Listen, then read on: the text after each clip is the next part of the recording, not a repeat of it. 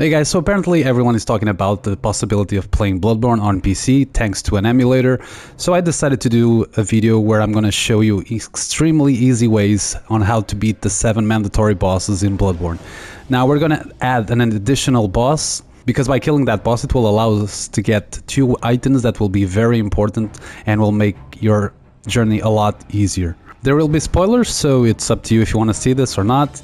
But let's begin. Okay, so our first boss is going to be Father Gascoin, which is one of the best in the game.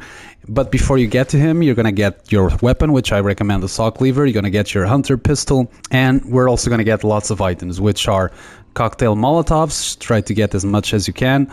Oil urns. Also try to get some bloodstone shards, because you're going to need them for later to level up your weapon. And you also need to get the music box. Now, to get the music box, you should follow this path.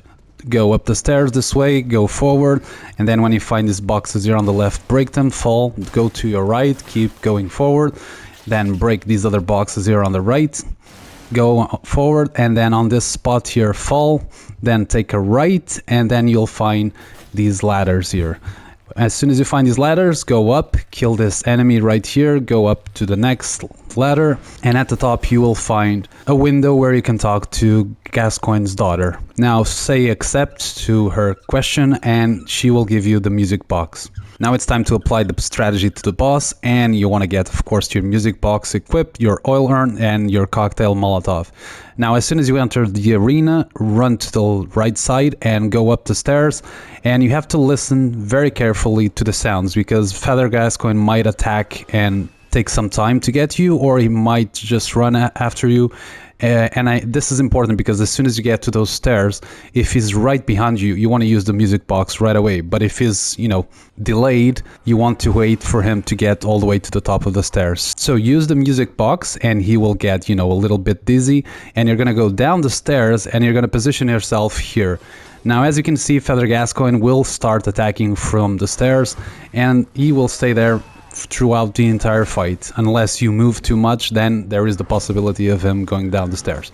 Now what you want to do is to go back a little, throw an oil urn, then go back a little bit more, throw a cocktail molotov, and on and on. As you can see, his health is going to go down crazy fast.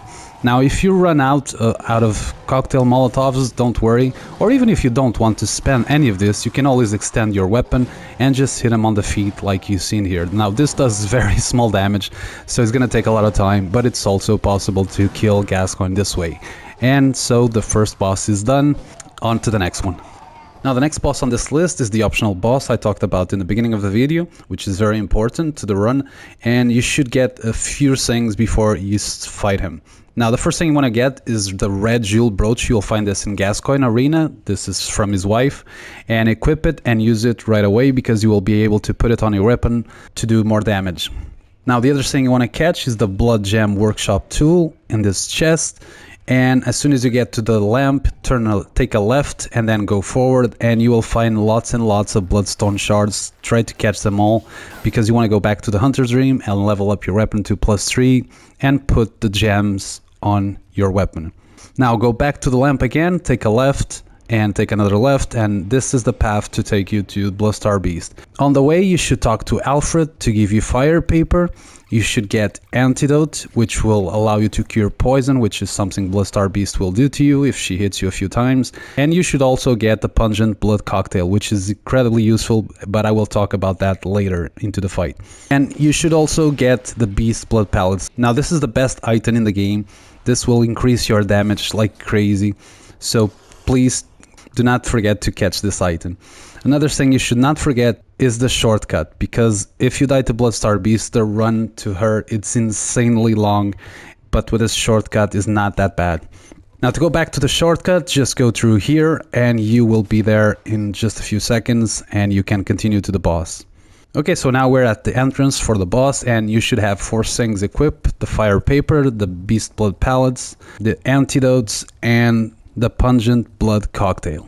Now I'm going to show you 2 strategies on how to beat the Bloodstone Beast. Now the most common thing that everyone does is go here through the right and activate fire paper and use the beast blood pellet, and you're going to use the pungent blood cocktail and throw it through the wall. This will make Bloodstone Beast, just chase the thing that you just threw, the pungent blood cocktail, and she will start attacking the place where you threw the thing. And while she's doing that, you can hit her like crazy. So I recommend doing R1, L1, R1, L1, and then throwing a second one, and again repeating the process, R1, L1, R1, L1, and do this over and over again, and you will eventually beat Bloodstar Beast. Now there is a second option, and I honestly prefer this one because you don't need to use absolutely any of these things. You can save them for later, for harder bosses. And the other strategy is basically backstabbing and playing without the lock-on. Now this requires a little bit of skill. It's not that hard, but it does require a little bit of skill. So what you want to do is just simply walk to the right side of Bloodstar Beast, and you have to wait for 2 attacks that she does, which are these ones.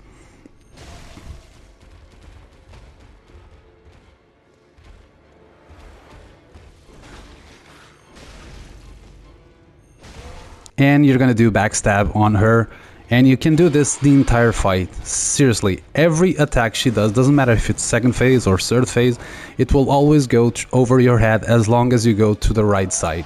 And just wait until she does one of those 2 attacks, and you can do the backstab, and you can finish the fight like that, and you won't use a single thing. And so another boss is down. Now our third boss is Vicar Amelia, but before we go to her, I'm going to show you why it was so important to kill the Bloodstar Beast. By doing it, you get access to this door, which will take you to these 2 very important places. So as soon as you get through the elevator, take a left, get these twin shards, and fall down, and you're gonna position yourself perfectly right here where I'm showing you. Fall down, don't forget to heal, fall down again, and you will open this door. And this will take you to the abandoned old workshop, which has this chest which will give you the doll set. Now this is a very cool set to dress. It's really funny, but the idea here is that you're gonna go back to the Hunter's Reef and sell the doll set for an crazy amount of blood echoes. Like, the first thing you want to do is of course level up your character. Now I recommend 15 health and 25 skill.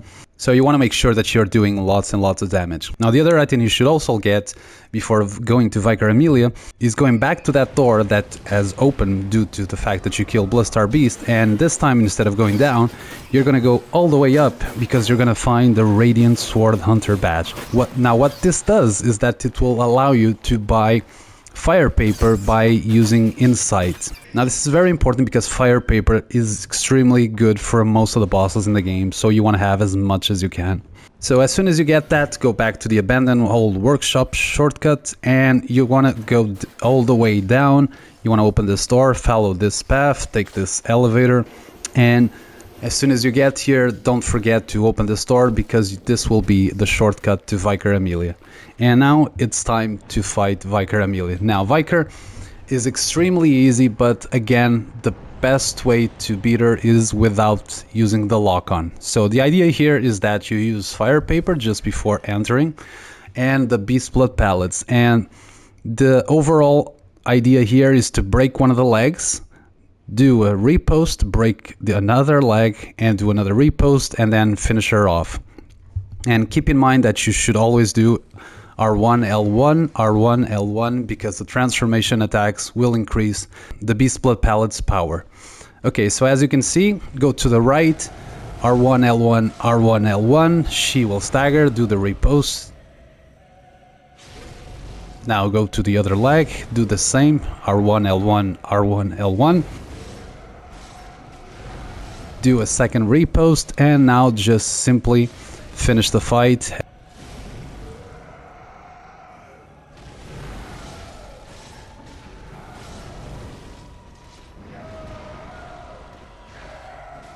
Now it's time for the only boss that I do not have like an easy strategy. The Shadows of Yharnam are quite difficult, and I do have a strategy I will of course share with you, but there's no kind of cheese that you can do with these guys.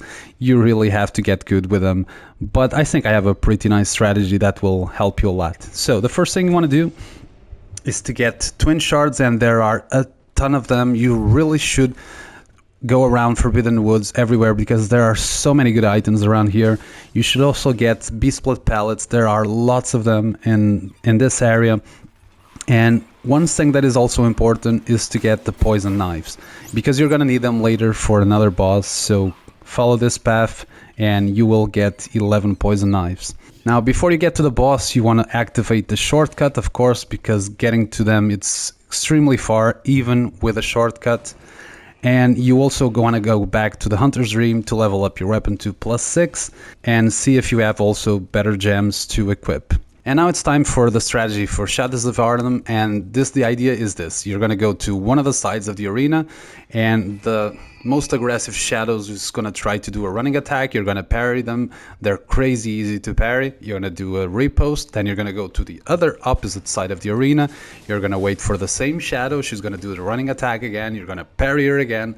And the idea is that you're going to do 3 parries in a row like this. And when you do 3 parries, run to the other opposite side of the arena, use the Bloodborne palette that I totally forgot to use here, but doesn't matter. Don't do the same mistake as I did.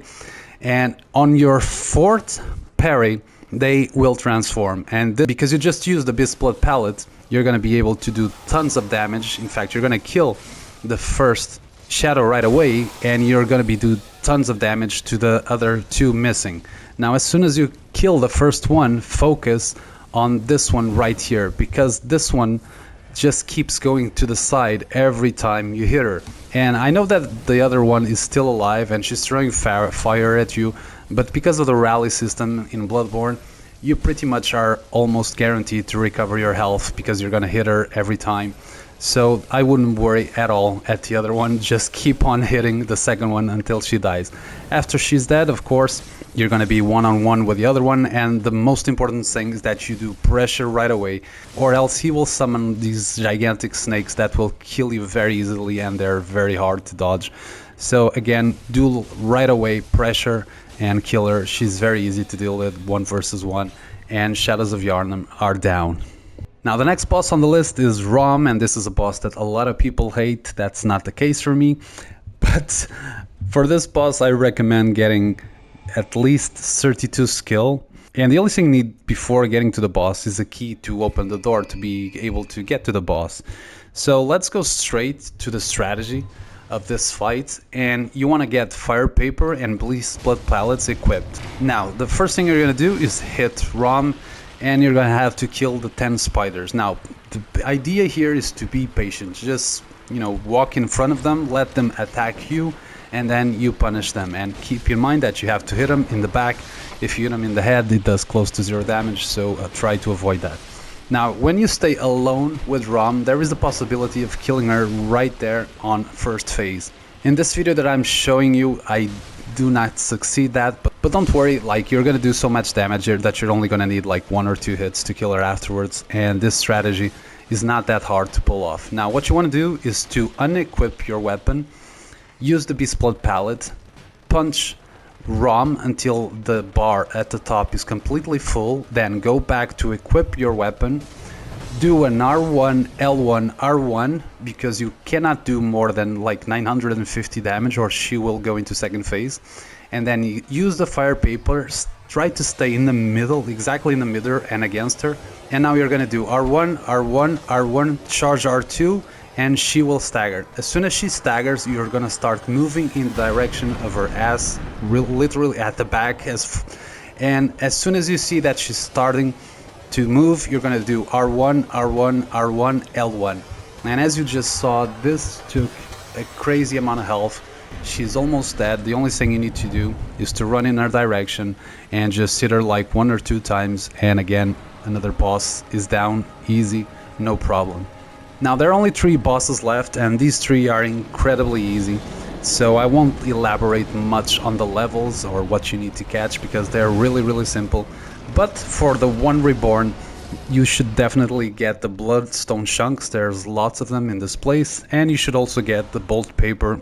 And there's one little thing that you cannot miss though. This one is important, the rest one not so much. But there's a really good gem in here, a number 5 one, and please catch this one. And before you go to the boss, go back to the Hunter's Dream, get your weapon to a +8 and equip the gem, because the damage you're gonna do is gonna be crazy. So now it's time to kill the one Reborn in a very easy way. Now, to beat one Reborn, you don't even need to care about the enemies at the top. You simply have to use Bolt Paper and Beast Blood Pellets before you enter the arena. And as soon as you use it, start running right away. Do not stop and go to the center of one Reborn. And what you want to do is R1, L1, R1, and he will fall. Now go to the leg on the back. Do R1, L1, R1, L1.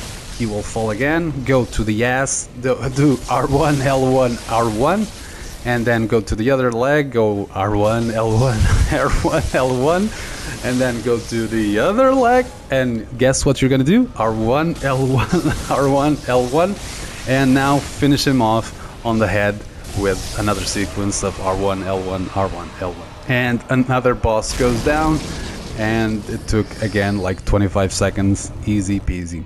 So now it's time to go to Mikolash, which is the most hated boss in Bloodborne, but not by me. I actually think Miko is kind of fun. And the only thing you kind of need to care about this place is to get the shortcut. Now, don't get me wrong, there are a lot of good things in this area.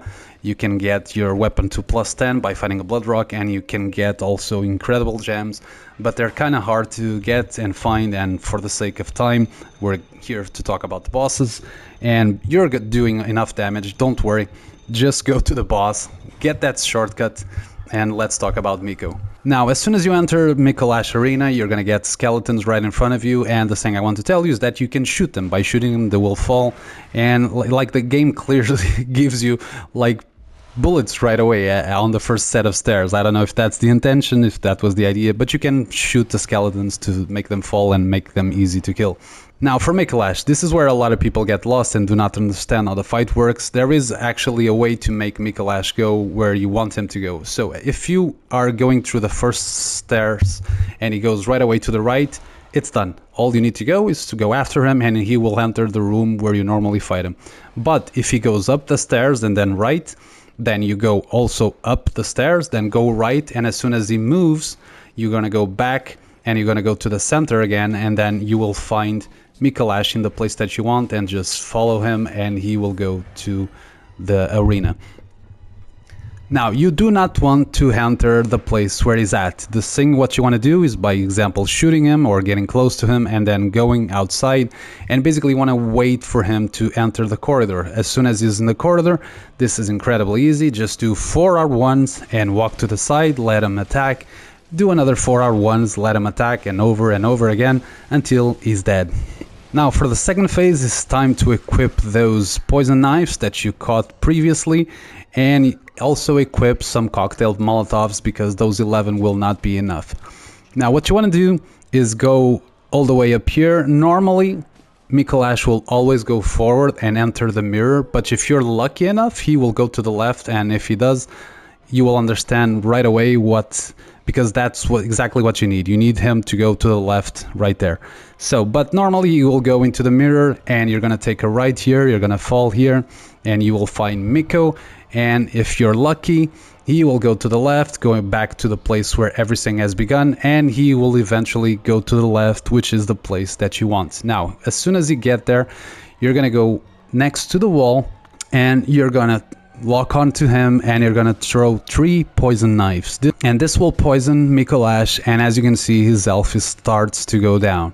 Now wait until his health stops moving and throw another 3, and then wait another 3, and eventually you'll run out of poison knives, but he will have such little health that you can kill him by just simply throwing cocktail molotovs. Now at this point I did not have the cocktail molotovs with me, so I had to improvise, so I just followed him and he goes down, and I decided to extend my weapon and I just jump on him and I finish him like that. So, but again, if you have cocktail molotovs, you can cheese him like that, and yet another boss goes down in an extremely easy way. And now it's time for the final boss, which is Mergo's Wet Nurse, and on this level you have lots of bloodstone chunks, so make sure you get that, and they're quite simple to get. And you also have lots of pigs, which by killing them you're gonna get tons of blood echoes, so this is a very good place to farm for blood echoes. Now, the only thing you should get here is the shortcut, which you can get by going here, and it's time to talk about the final boss, and there isn't much to say because this final boss is extremely easy. The only thing you want to do is basically just run in his direction and go behind his back and just do like 2-3 hits, and as soon as she moves again, you're gonna run in this direction again, go behind her, give 2 or 3 hits, run behind her again, give 2 or 3 hits, and that's pretty much the fight. Now there's only one thing you need to pay attention in this fight, because she has this one attack where she's gonna clone herself, but it is possible to dodge this. So what you want to do is when she starts raising her hands, as soon as her hands get to the top, you're gonna dodge twice to the side. And it really has to be twice, you know, it's one time is not going to work. So just look at the hands, and as soon as they get to the top, dodge, and you'll be able to avoid the nightmare phase. Now just keep doing the same thing, and Mergo's net worth will go down, and you have just completed all the mandatory bosses to finish Bloodborne. Congratulations, you can now go back to the Hunter's Dream, and the rest you will see what happens, but you can finish the game.